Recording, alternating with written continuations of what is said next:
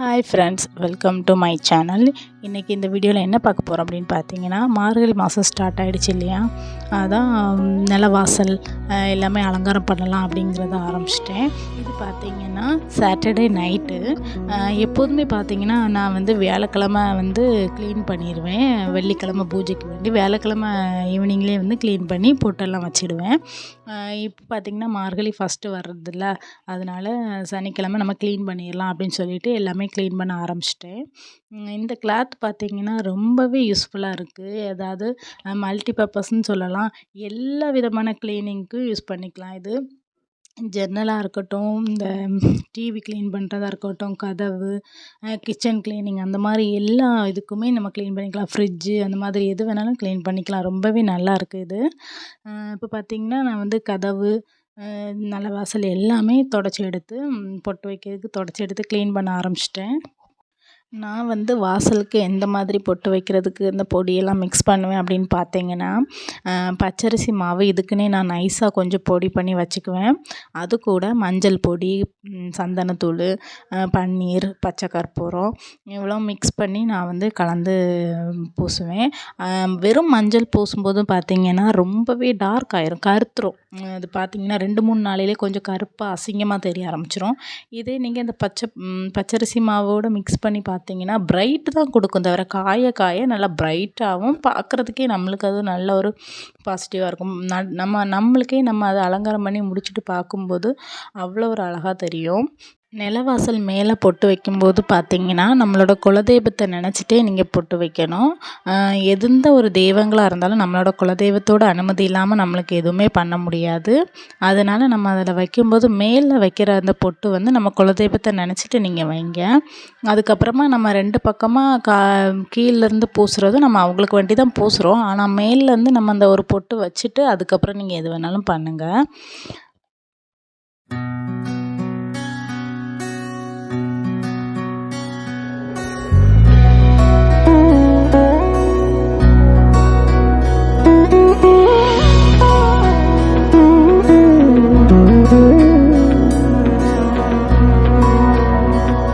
எல்லாம் வச்சு முடித்ததுமே காமிச்சிருக்கிறேன் பாருங்கள். இன்னும் சரியாக கூட காயலை, எவ்வளோ பிரைட்டாக தெரியுது பார்த்தீங்களா. அதுக்கப்புறமா பார்த்திங்கன்னா பிரம்ம முகூர்த்த பூஜை மார்கழி மாதம் ஃபுல்லும் பண்ணலாம் அப்படிங்கிற ஒரு ஐடியாவில் இருக்கிறேன். அதுக்கு வேண்டி நைட்டே ப்ரிப்ரேஷன் எல்லாமே ரெடி பண்ணி வச்சுட்டு படுத்துட்டோன்னா காலையில் இப்போ இருக்கிற பனிக்குளிருக்கு சாதாவே எந்திரிக்க முடியாது. இது வேறு அதிகாலையிலே எந்திரிச்சு பண்ணணும் அப்படின்னு வேறு இருக்கிறது இல்லையா. அதனால் நைட்டே எல்லாமே ரெடி பண்ணி வச்சிட்டோம் அப்படின்னா நம்மளுக்கு ரொம்பவே ஹெல்ப்ஃபுல்லாக இருக்கும். அது மட்டும் இல்லாமல் நான் எப்படி பண்ண போகிறேன்னு எனக்கே சுத்தமாக தெரியல. எனக்கு சாதாவே நல்ல கோல்டு இருக்குது. எனக்கு வேறு வீசிங் ப்ராப்ளம் வேறு உண்டு. எப்படி பண்ண போகிறேன்னு தெரியல. அதனாலேயே நான் இது எல்லாமே ரெடியாக ப்ரிப்பேர்டாக இருந்ததுன்னா நம்மளுக்கு கொஞ்சம் ஈஸியாக இருக்கும் அப்படின்னு சொல்லிட்டு தான் நைட்டு எல்லாமே ரெடி பண்ணி வச்சுட்டு படுக்க போகிறேன். ஒரு வழியாக எல்லாமே ரெடி பண்ணி வச்சுட்டு நீட்டாக க்ளீனாக எல்லாமே அரேஞ்ச் பண்ணி வச்சுட்டேன். ஒரு வழியாக எப்படியா காலையில் முழிச்சிட்டேன். முழிச்சு பார்த்ததுமே சரியான மழைன்னா மழை அப்படி ஊற்றுது மழை. குளிர் வேறு. எப்படி தான் பண்ண போகிறேன்னு எனக்கே தெரியல. சடனாக வாசல்லாம் கழுவி எடுத்து விட்டு எப்படியாவது வச்சிடணும். ஏன்னா நைட்டே ரெடி பண்ணி வச்சிட்டோமே, இன்றைக்கி இதுக்கு மேலேயும் நம்ம சோம்பேறித்தனமாக இருக்கக்கூடாதுன்னு சொல்லிட்டு டிவியில் அந்த சாமி திருப்பாவை தான் போட்டு விட்டுருந்தேன். அதை போட்டு விட்டதுமே கொஞ்சம் நேரமாக அப்படி உட்காந்துட்டு சரி இதுக்கு மேலேயும் உட்காந்தா செட் ஆகாது அப்படின்னு சொல்லிட்டு வேலையை பார்க்க ஆரம்பிச்சிட்டேன். வாசல்லாம் கழுவி எடுத்துட்டு காவி மட்டும் பூசி விட்டு காய விட்டுட்டு ரெடியாக ஆரம்பிச்சிட்டேன். ஃப்ரெஷ்ஷாக ஆரம்பிச்சிட்டேன்.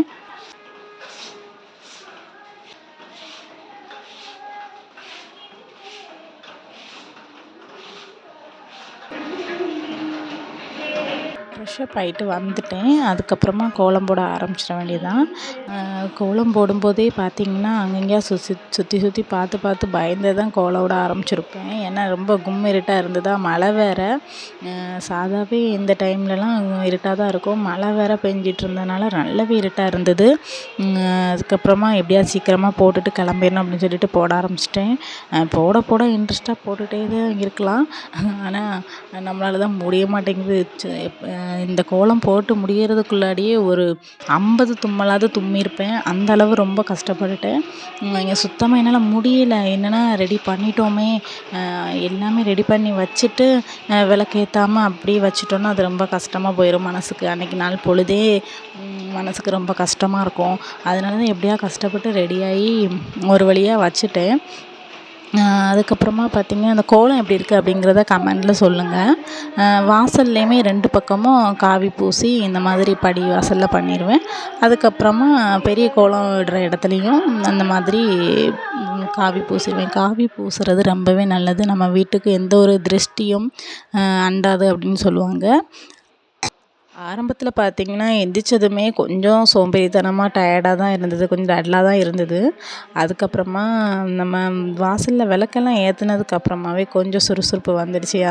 அதுக்கப்புறம் நம்ம இது பண்ணலாம், அப்படி பண்ணலாம் அப்படிங்கிற ஒரு பாட்டு, அந்த பாட்டு நம்ம காலையிலேயே இந்த மாதிரி பாட்டெல்லாம் போடும்போதே கொஞ்சம் எனர்ஜெட்டிக்காக இருக்கும் இல்லையா, அந்த மாதிரி கேட்டுட்ருக்கும் போதே கொஞ்சம் சுறுசுறுப்பு வந்துடுச்சு.